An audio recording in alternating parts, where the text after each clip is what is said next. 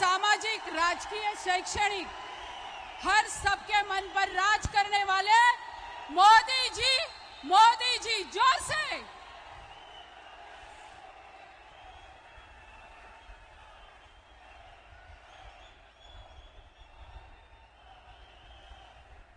जय शिवाजी, जय शिवाजी, जय शिवाजी।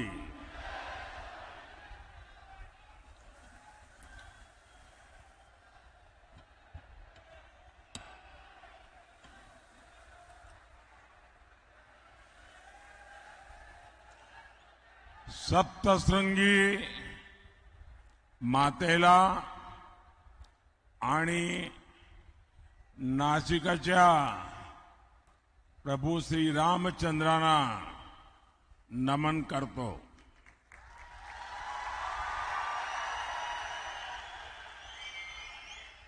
कल काशी में मैंने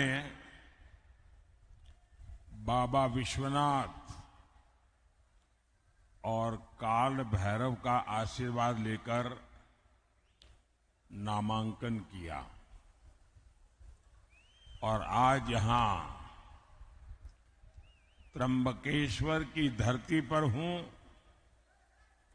भगवान कालाराम की धरती पर हूं। मैं सभी को प्रणाम करता हूं। साथियों, आपकी सेवा यही मेरे जीवन का सबसे बड़ा लक्ष्य है।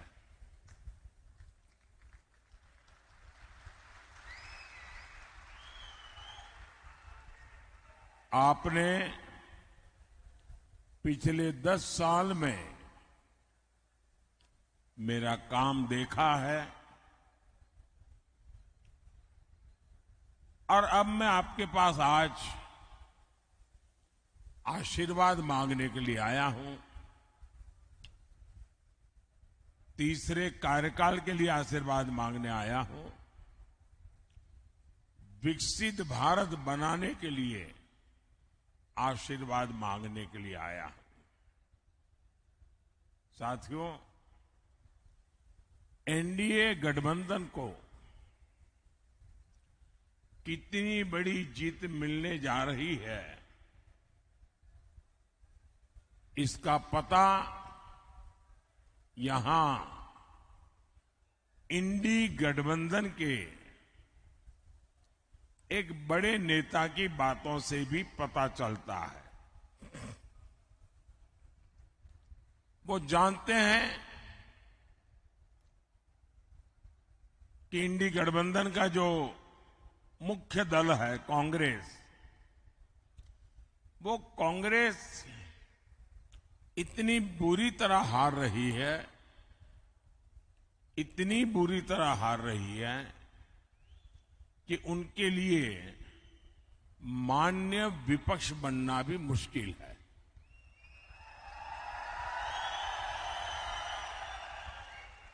और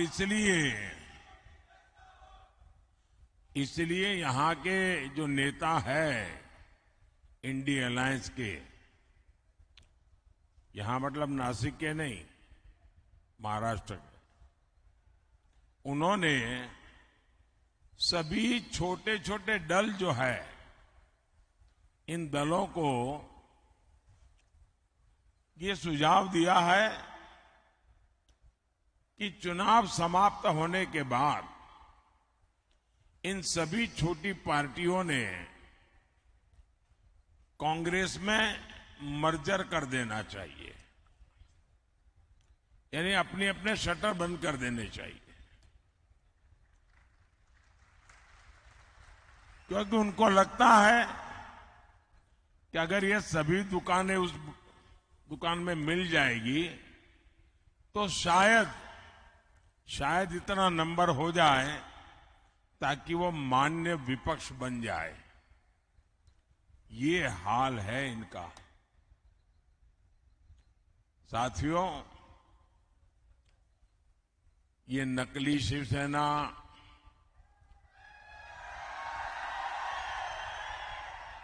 नकली राष्ट्रवादी पार्टी, इसका कांग्रेस में विलय होना पक्का है।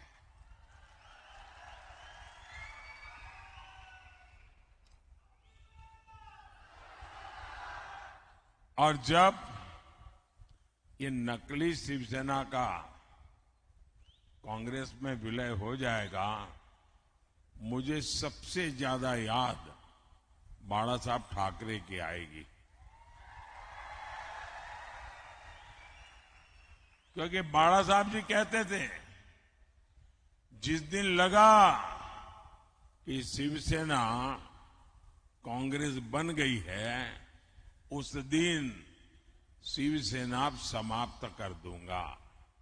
मतलब अब नकली शिवसेना का अता पता भी रहने वाला नहीं है। और मुझे लगता है ये जो विनाश हो रहा है, ये बाला साहब को सबसे ज्यादा दुखी करता होगा। साथियों, नकली शिवसेना ने बाला साहब के हर सपने को चूर चूर कर दिया है। बाला साहब ठाकरे का सपना था अयोध्या में भव्य राम मंदिर का निर्माण हो।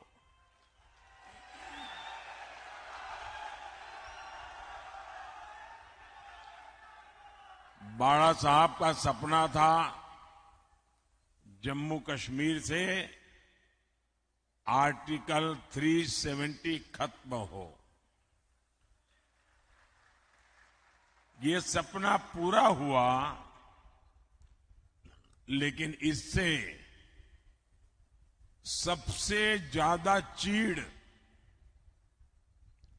ये नकली शिवसेना को हो रही है। कांग्रेस ने प्राण प्रतिष्ठा के निमंत्रण को ठोकर मारी। नकली शिवसेना ने भी वही रास्ता चुना। कांग्रेस के लोग मंदिर के लिए अनाप शनाप बातें कर रहे हैं और नकली शिवसेना एकदम चुप है। इनकी ये पार्टनरशिप पाप की पार्टनरशिप है और पूरे महाराष्ट्र के सामने इनका पाप एक्सपोज हो चुका है।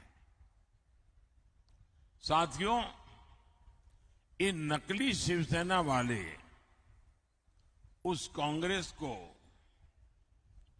सिर पर उठाए घूम रहे हैं जो कांग्रेस वीर सावरकर जी को दिन रात गालियां देती है। महाराष्ट्र की स्वाभिमानी और राष्ट्रभक्त जनता ये जब देखती हैं, ये जब सुनती हैं, तो महाराष्ट्र के लोगों का गुस्सा 7वें आसमान पर चढ़ा हुआ है। लेकिन अहंकार शिवसेना, नकली शिवसेना में इतना आ गया है कि उनको महाराष्ट्र के लोगों की भावना की भी कोई परवाह नहीं है, उनको कोई फर्क नहीं पड़ रहा है। कांग्रेस के आगे घुटने टेकने वाली नकली शिवसेना को सजा देने का मन पूरे महाराष्ट्र ने बना लिया है। और 4 चरण के जो चुनाव हुए हैं, इन चारों चरण में इनको चारों तरफ से चित्त कर दिया है जनता ने।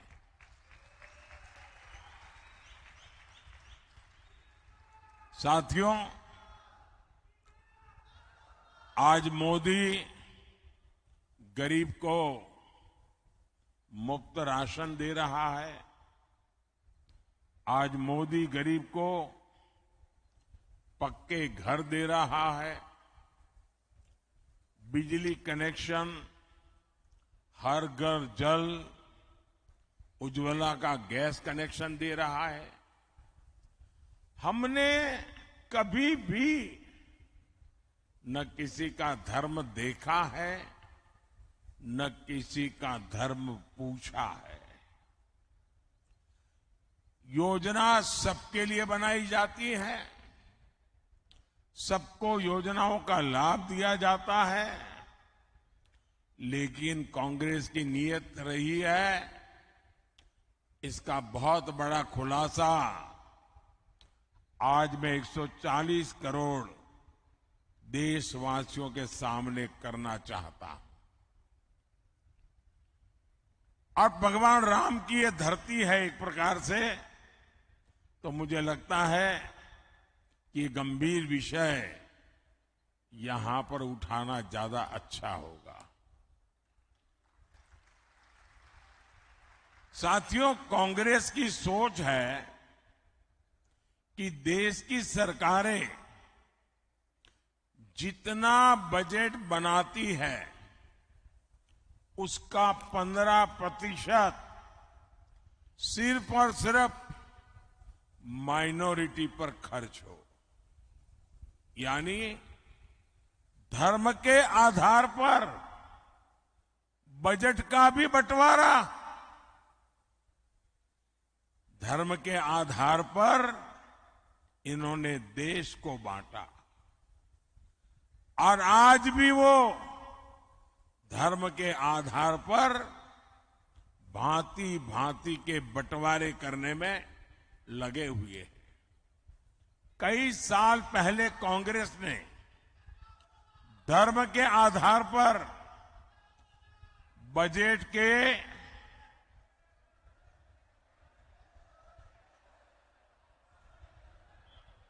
आवंटन को हरी झंडी दिखा दी थी।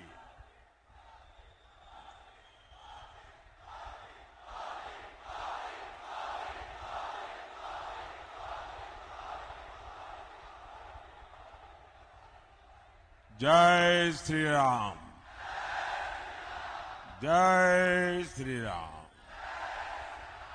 भारत माता की, भारत माता की।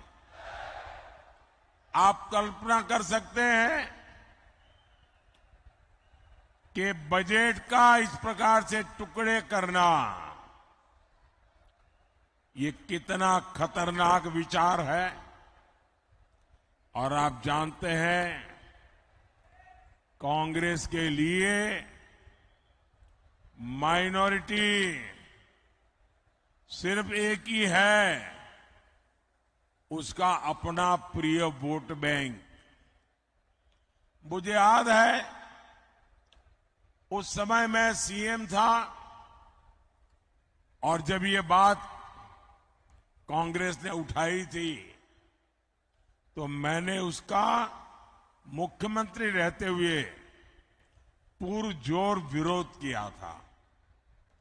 कांग्रेस उस समय चाहती थी कि देश के सारे बजट का 15% सिर्फ मुसलमानों पर खर्च हो। तब भाजपा के जबरदस्त विरोध के बाद ये कामयाब नहीं हो पाए थे, लेकिन अब ये सारे पुराने एजेंडे की उसको लागू करने पर तुले हुए हैं। बाबा साहब आंबेडकर धर्म के आधार पर आरक्षण के खिलाफ थे, लेकिन कांग्रेस कह रही है कि एससी, एसटी, ओबीसी और गरीबों का आरक्षण छीनकर मुसलमानों को दे देगी। कांग्रेस आपकी संपत्ति को भी जब्त करके उसका हिस्सा अपने वोट बैंक को देने की तैयारी में है। लेकिन कांग्रेस और इंडी अगाड़ी वाले कान खोल करके सुन ले। मोदी धर्म के आधार पर न बजट बांटने देगा और न ही धर्म के आधार पर आरक्षण देगा।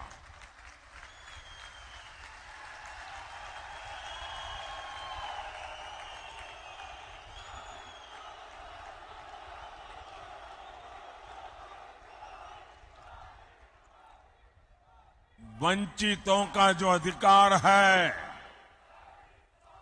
वंचितों का जो अधिकार है, मोदी उसका चौकीदार है।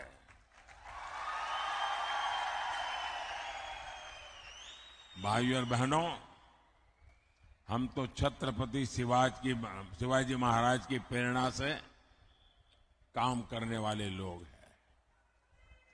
ये चुनाव सिर्फ एमपी चुनने का नहीं है, बल्कि पीएम चुनने का है। ऐसा पीएम जो ताकतवर भारत बनाने के लिए कड़े और बड़े फैसले ले सके।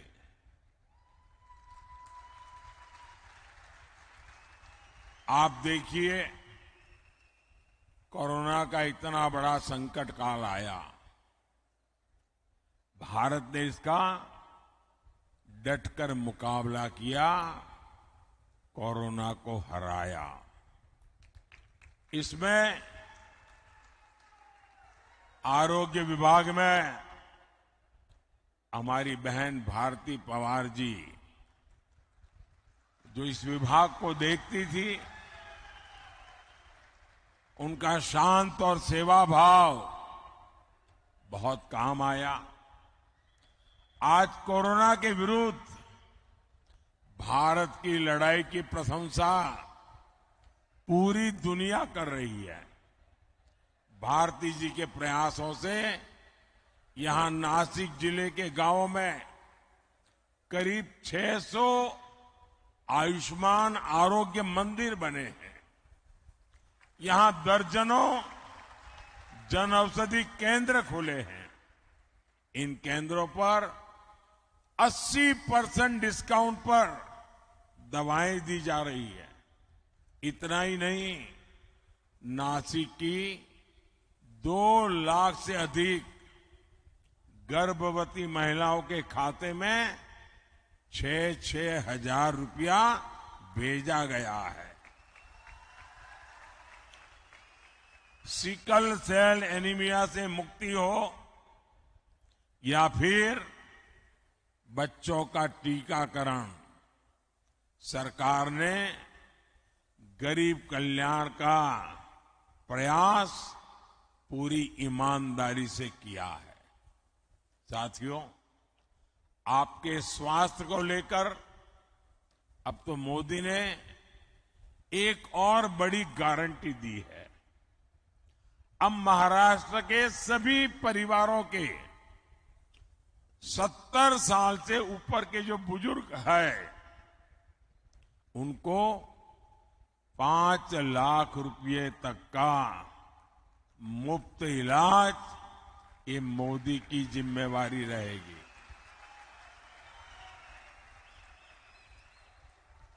और इससे जो कमाने वाले बेटे बेटी हैं, उन पर से बुजुर्गों की चिंता कम होगी और बच्चों के लिए कुछ ज्यादा खर्च कर पाएंगे। भाइयों और बहनों, मोदी का पूरा फोकस किसान, नौजवान, नारी शक्ति और गरीब के सशक्तिकरण पर है। शेतकारी समाज ने मोदी के 10 साल भी देखे हैं। इससे पहले कांग्रेस, राष्ट्रवादी के भी दशकों का राज देखा है और तब कृषि मंत्री तो यही महाराष्ट्र के ही थे। लेकिन तब कांग्रेस और इंडिया गाड़ी ने आपकी कोई चिंता नहीं की। आज पीएम किसान सम्मान निधि के 12,000 रुपये हर साल यहां हर किसान परिवार को मिलते हैं। यानी आने वाले 5 साल में कम से कम 60,000 रुपये हर किसान को मिलना तय है। पहले 1 पैसा भी मिलता था क्या? मैं मानता हूं मेरे किसान भाई बहन मोदी को कभी भी भूलेंगे नहीं। कांग्रेस के राज में किसानों के लिए झूठे पैकेज घोषित होते थे। कोई किसान बता दे, क्या आपको इन पैकेज में से 1 रुपया भी मिलता था? साथियों, मोदी किसान हित को हमेशा सर्वोपरि रखता है। नासिक और ये क्षेत्र तो प्याज और अंगूर की खेती के लिए प्रसिद्ध है।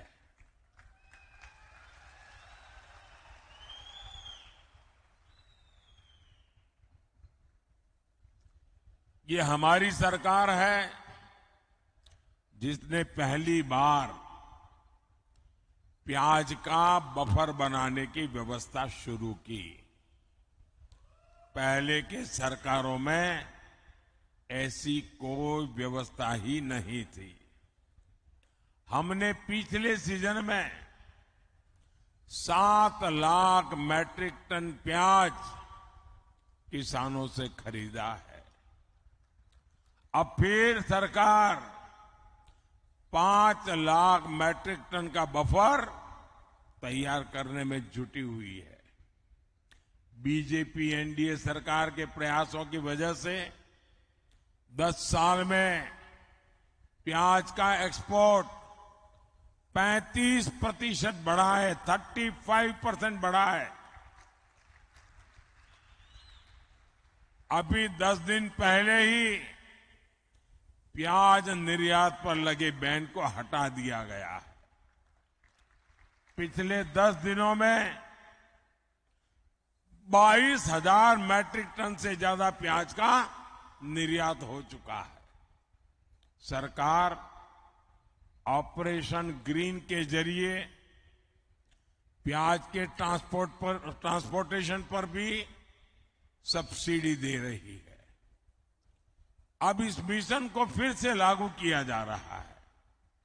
इसी तरह यहां जो क्लस्टर डेवलपमेंट प्लान बना है उसका फायदा हमारे अंगूर के किसानों को होगा।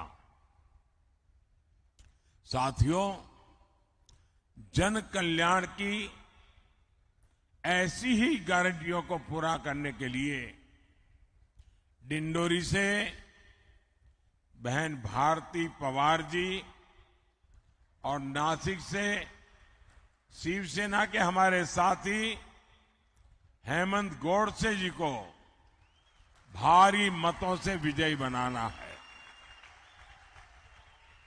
और इसलिए मेरा आपसे आग्रह है कि मतदान ज्यादा से ज्यादा हो।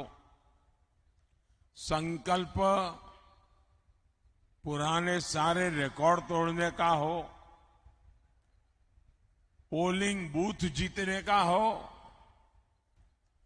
और अधिक से अधिक लोगों को मिलकर के भारतीय जनता पार्टी और एनडीए अलायंस को आप विजयी बनाएं, एक मजबूत सरकार बनाएं, आपका भविष्य भी उज्जवल हो, आपको बच्चों का भी भविष्य उज्जवल हो। इस गारंटी के साथ मेरे साथ बोलिए, भारत माता की, भारत माता की, भारत माता की बहुत बहुत धन्यवाद।